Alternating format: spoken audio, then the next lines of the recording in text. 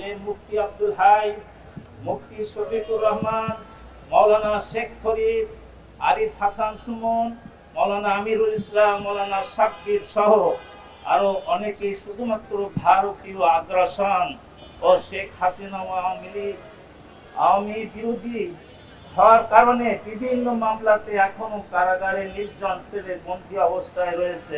এখন যে কোনো ব্র্যান্ডের পুরাতন এসি বদলে নতুন ওয়ালটন এসিতে উপভোগ করুন 25% ছাড়।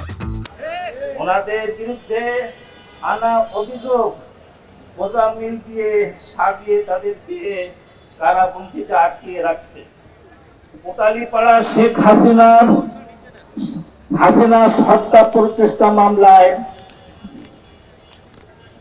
প্রচেষ্টা মামলায় জুলাই বিপ্লব পরবর্তী সময় কেন এখনো কোটালীপাড়া ৭৬ কেজি বোমা দিয়ে শেখ হাসিনা হত্যার চেষ্টার মতো ভিত্তিহীন মামলায় আলেমরা জেলে থাকবেন? তা প্রশ্ন, কোন ধরনের সাক্ষ্য প্রমাণ ছাড়াই এই ভুয়া মামলায় হাসিনার কোর্ট অসংখ্য আলেমদের মৃত্যুদণ্ড দিয়েছিল? রমনা বটমূল বোমা হামলা মামলা, শেখ হাসিনা ক্ষমতায় থাকা অবস্থায় এই মামলায় 400 বারের অধিক সময় নিয়েছে রাষ্ট্রপক্ষ। 3 বার বিচারিক বেঞ্চ পরিবর্তন করেছে। যুক্তি তর্ক শেষ হওয়ার পর বারবার মামলা স্থগিত করে দিয়েছে, কারণ তারা অভিযোগ প্রমাণ করতে পারে নাই। কোন ধরনের সরাসরি বা পারিপার্শ্বিক প্রমাণ তারা হাজির করতে পারে নাই।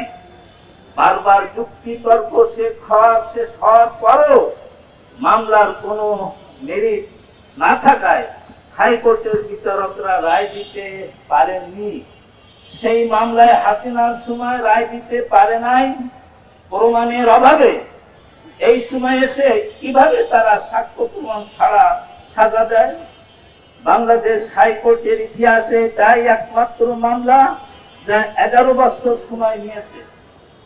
সিলেট শাহ এস.এম. কিবরিয়া হত্যা মামলা। এই মামলায় এখন পর্যন্ত 3 বার মোজাম্মিল এবং চার্জশিট দাখিল করেছে। এই 3 চার্জশিটের কোনটার সাথে কোনো মিল নাই। আচ্ছা, শাহ এস.এম. কিবরিয়া ছেলে রেজা কিবরিয়া ও তার পরিবার 2012 সাল থেকে এই সব চার্জশিটের বিরোধিতা করে আসছে। রেজা কিবরিয়া কিছুদিন আগে এক সাক্ষাৎকারে কেউ বলেছেন যে এই ঘটনায় সরাসরি ফাইলিং অর্থায়ন করেছে সালমান এফ রহমান এবং এই বোমা হামলার নির্দেশদাতা শেখ হাসিনা এবং আওয়ামী লীগের স্থানীয় নেতারা জড়িত। সেখানে তিনিও তার পরিবার বিরোধিতা করেছে এবং কারা ঘটনা ঘটিয়েছে বলে দিচ্ছেন। সেখানে কিভাবে এখনো এই মামলায় আলেমরা জড়িত? টিভি সমাবেশ বোমা হামলা ঘটনা 2001 সালের 2013 সালের এসে হঠাৎ করে আলেমদেরকে জড়িয়ে চার্জশিট প্রদান করে শেখ হাসিনা সরকার। এই ঘটনায় কোনো সাক্ষ্য প্রমাণ করতে না পেরে ভারতীয় পত্রিকা দ্য হিন্দু একটি প্রতিবেদন এর উপর ভিত্তি করে রায় দেয় আদালত। গোপালগঞ্জ, বানিয়াচর ইত্যাদি। আমি একটা কথা বলবো, আমি আমার এই ভাই, ছোট ভাই শেখ ফরিদ, তার মামলা পরিচালনা করতে এসে কোর্টে 2 বার গ্রেফতার হয়েছি। আমাকে রিমান্ডে নেওয়া হয়েছে।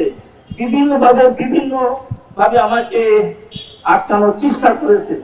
আমি বলে দিয়েছিলাম, যদি কোনো বাংলাদেশের কোনো প্রমাণ করতে পারে কোন জায়গায় সন্ত্রাসী যে সমস্ত মামলা আছে তাদের লিস্টভুক্ত আমাকে দেখাতে পারেন, তাহলে আমি মেনে নেব।